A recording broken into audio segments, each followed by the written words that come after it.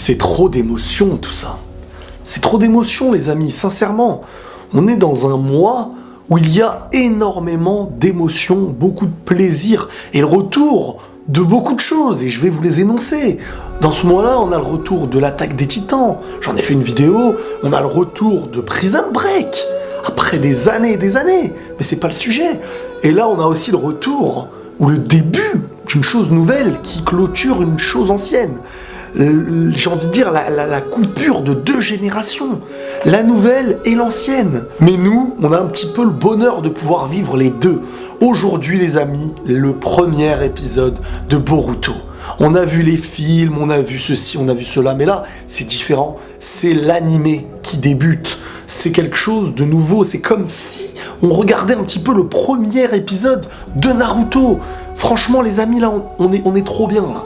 Là, sincèrement, je vous parle avec le cœur, là.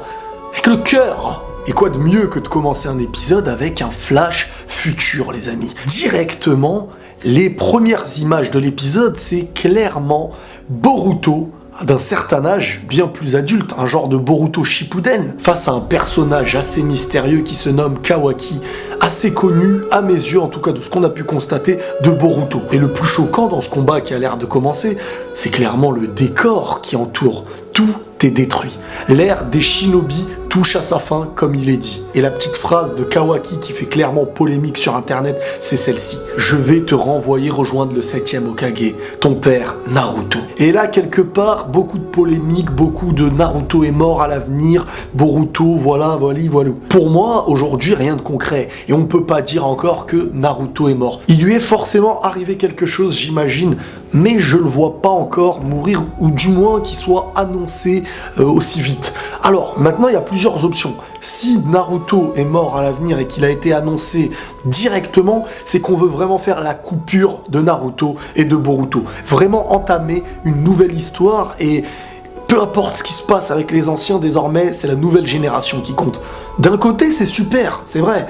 De l'autre, les nostalgiques auront ce petit remords. Mais j'aime personnellement ce qui est réaliste. J'aime pas avoir un manga ou un animé qui nous interdit de perdre certains personnages parce qu'ils sont importants, parce qu'ils sont ceci, parce qu'ils sont cela. Donc là les amis, on commence directement Boruto avec un flash futur très intéressant. En quelques secondes, on a constaté un décor détruit, comme si c'était un petit peu le dernier combat, limite un Sasuke vs Naruto, un Kawaki qui a l'air d'être connu de Boruto, comme s'ils avaient un petit peu grandi ensemble et à la Sasuke, celui-ci a fait un chemin différent, une pupille assez bizarre, peut-être le mix entre les Uzumaki et le clan Yugia de Hinata, étant donné que Naruto est le père et que Hinata est la mère, ça peut donner une nouvelle pupille, j'imagine, avec le temps. Bref, Boruto commence comme ça, et ça nous met directement dans le bain. Action.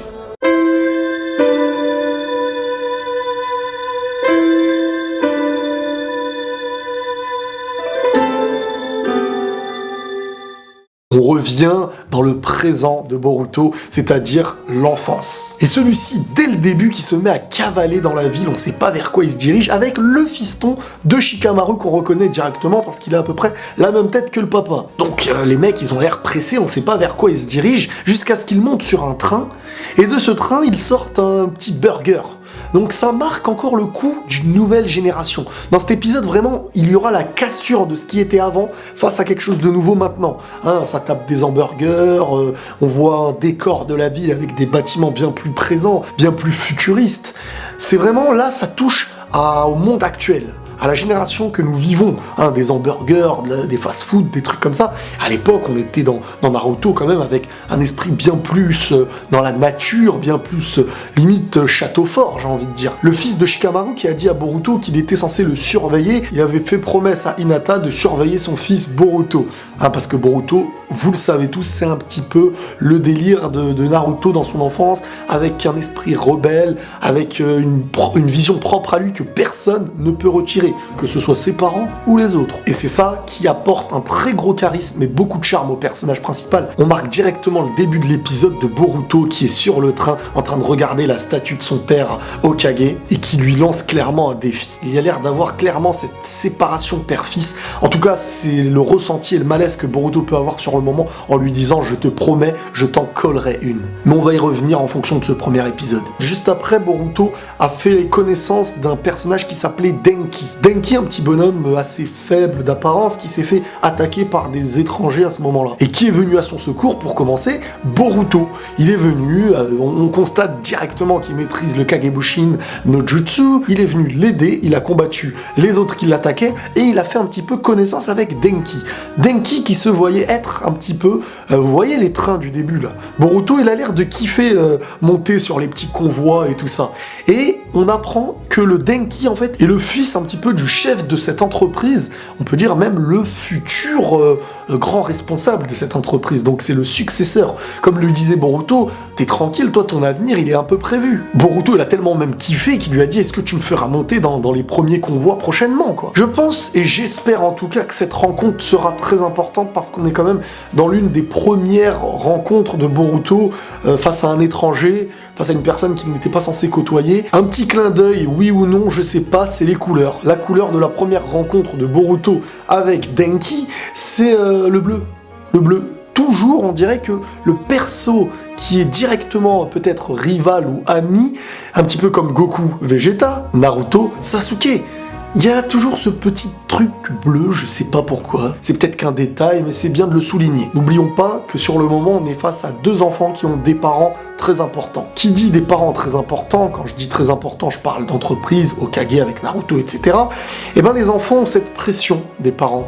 Ils ont cette pression et cette différence de monde un petit peu entre l'enfant et la grande vie d'un père, qu'il soit businessman ou Hokage. Ce malaise intérieur de Boruto qui manque de quelque chose vis-à-vis de son père, qui veut vraiment se venger, lui faire subir ce qu'il subit indirectement. Donc une belle petite discussion de Boruto qui explique à Denki que ton père, ce n'est pas lui en gros qui doit décider de ce que tu veux faire de ton avenir, ce n'est pas un dieu, et même s'il est en désaccord avec toi, ta propre voix, elle ne sera choisie que par toi-même. Boruto explique clairement que lui, il résiste directement à ses parents et que personne ne le fera changer d'avis sur ses objectifs. Il a dit aussi que c'était très dur de le cacher à sa mère, donc on voit un petit peu un Boruto qui cache ce genre de sentiments à sa mère et que pour des raisons de colère. Comme quoi sa mère, en fait, Hinata, quand elle s'énerve, elle fait vraiment peur. Et c'est vrai qu'on a vu très peu Hinata vraiment en colère. L'un des seuls moments où elle est partie au front comme une malade, c'était bon pendant la guerre, mais aussi contre Pain. Quoi qu'il arrive, on constate encore que Boruto n'est qu'un enfant,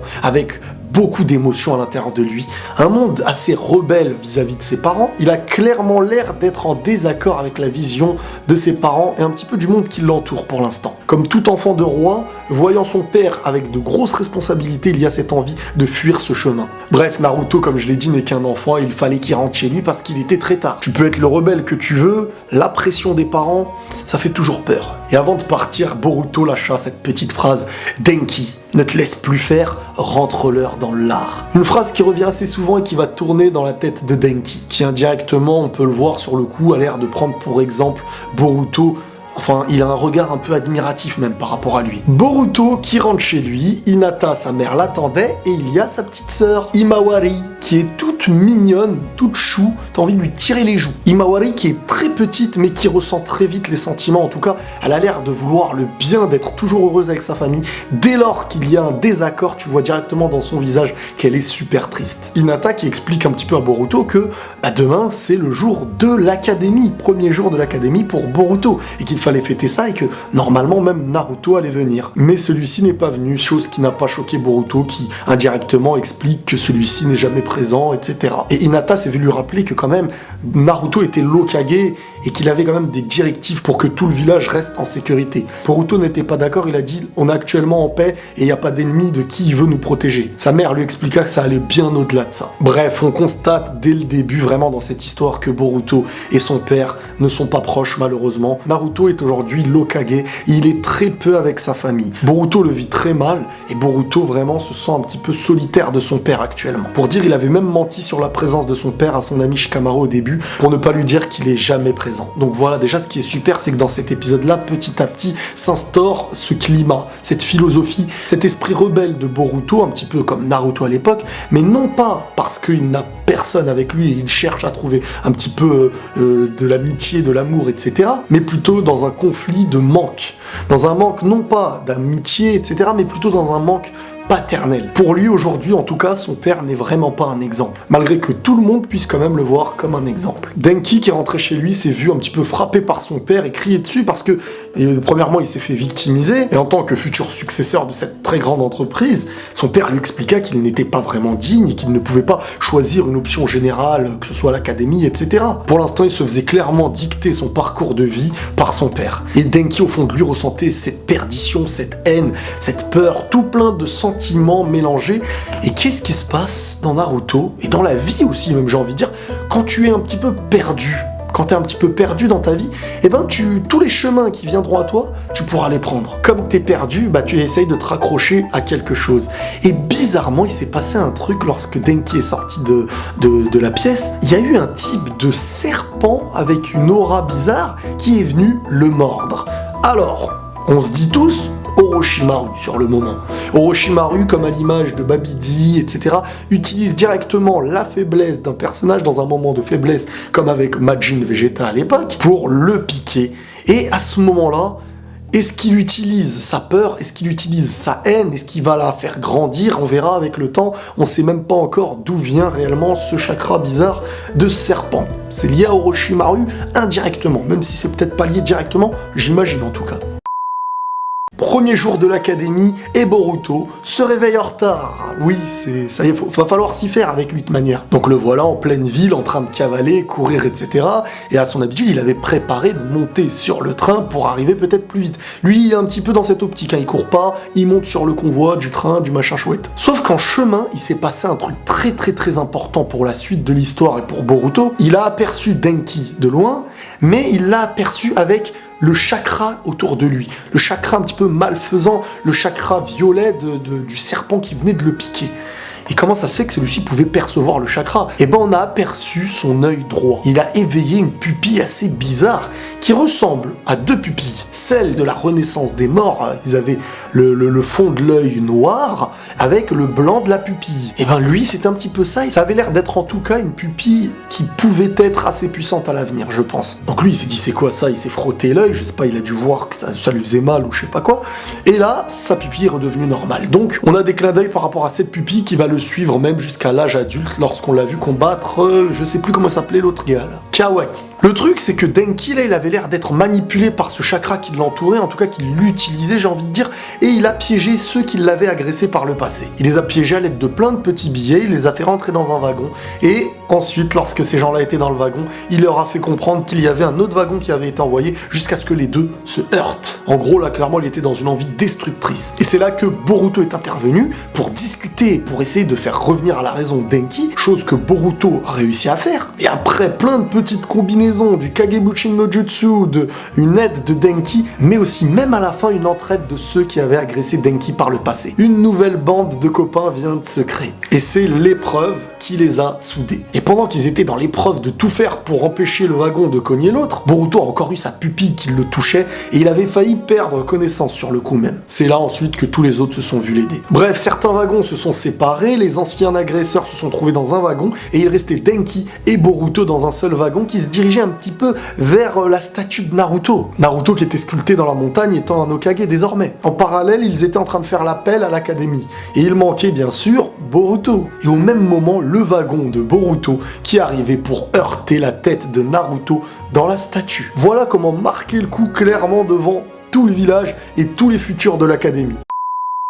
Bref, c'est le premier épisode de Boruto.